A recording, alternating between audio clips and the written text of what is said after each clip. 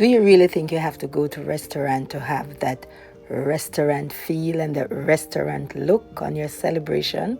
Well, this Mother's Day, I decided that I am going to celebrate my Mother's Day at home. And so I'm going to bring the restaurant to my home. The feel, the meal, the look, everything. Now, I decided that I'm going to be decorating my home. I'm going to cook like the restaurant.